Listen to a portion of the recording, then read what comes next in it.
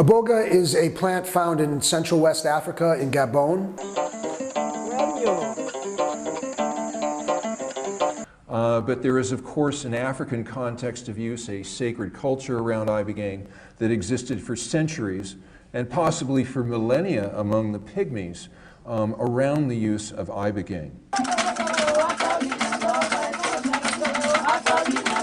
So the root bark has been used as a sacrament in Gabon for thousands of years.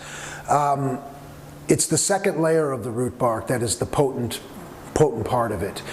It is a powerful, powerful visionary sacrament. Some would say a psychedelic, some would say hallucinogen. I would not. I would say it's a visual plant. It's a plant that aids in healing.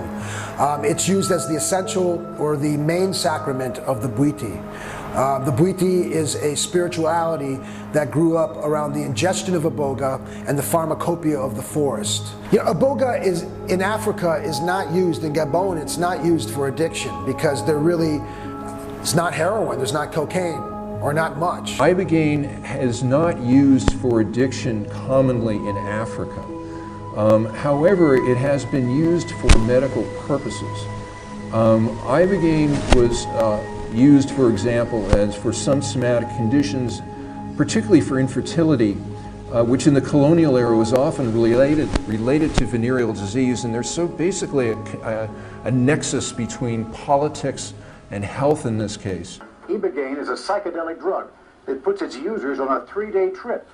It's illegal in the U.S., and no one knows if it really works. It took me from 1984 to 1991 through the leadership of 3 different directors of the National Institute on Drug Abuse to finally get them to take a serious look at ibogaine. Now imagine that you are a doctor. You spend 12 years getting your education. You spend 15 years in the field becoming an expert, and then the last thing you're going to want to hear is some former heroin addict went and discovered the effective medication that you're looking for. Iboga healed me from drug addiction. I was a 20-year drug addict. I was injecting cocaine and heroin. And all the ecstasy those rich kids got in Westchester. I love you more than every whore I let suck my dinghy. I love you more, yeah, I love you more. I was on methadone. I could not stop.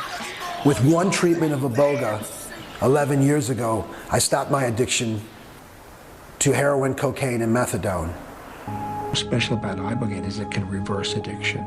I mean, we can take an active heroin addict, an active cocaine addict, somebody with a completely runaway addiction syndrome, and bring them into a hospital, if we were doing it, or into an apartment, or into a Bwiti chapel, and give them ibogaine, or iboga extracts, and completely reverse that addiction syndrome, literally turning an addict into a non-addict over a 2 to 3 day period.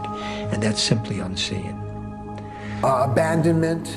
I've seen people really come to grips with eating disorders, body image. It's an incredible tool for healing the wounds that we inflict on each other and ourselves. Of its other known value as a psychotherapeutic drug, as a drug to be used in psychotherapy, I don't think that it has an equal.